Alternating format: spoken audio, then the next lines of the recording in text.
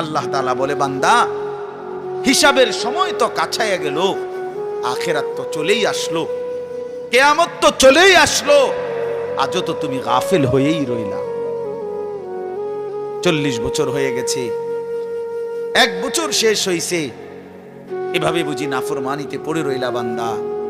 365 দিনে কোনদিন ছেলেরা তোমরা যারা ফজরের নামাজ পড়ো না, তুমি বলো না বাপ এত শক্ত এত পাষাণ কেমনে হইলা?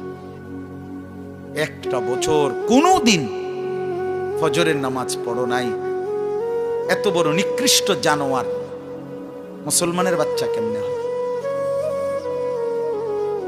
বলেন?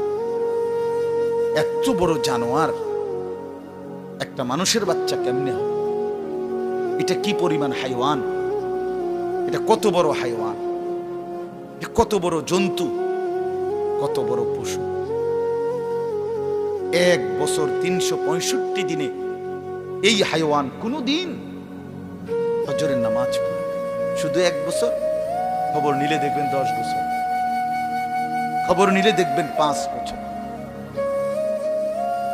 জানোয়ারের মতো, ইহুদির মতো, খ্রিস্টানের মতো চুল রাইখা তৃপ্তি বোধ করে। এর চাইতে অসভ্যতা, এর চাইতে নিকৃষ্ট রুচি, এত বিকৃত মানসিকতা কোন জন্তু জানোয়ারেরও হয় না।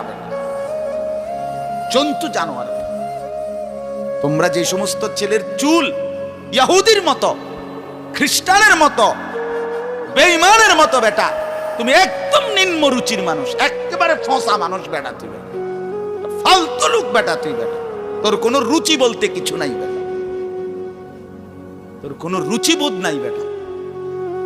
তার মতো মুসলমানের বাচ্চা হইয়া, মুসলমানের ঘরে জন্ম নিয়া বেটা, আল্লাহর আজান শুনলি, ডান কানে বাম কানে তোরে আজান দিছে, এক পবিত্র মা তোরে 2টা বছর দুধ পান করাইছে বেটা,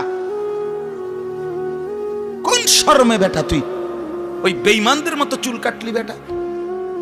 ওদের কোনো জাতপাত আছে বেটা? ওদের কোনো ইজ্জত আছে না, সম্মান আছে? আল্লাহ তাআলা কোরআনুল কারীমে বলছে, ইন্নামাল মুশরিকুনা নাজাস। কোরআনের আয়াত কিনা? আল্লাহ বলছে সমস্ত মুশরিক নাপাক, নাজাসুন নাজাস।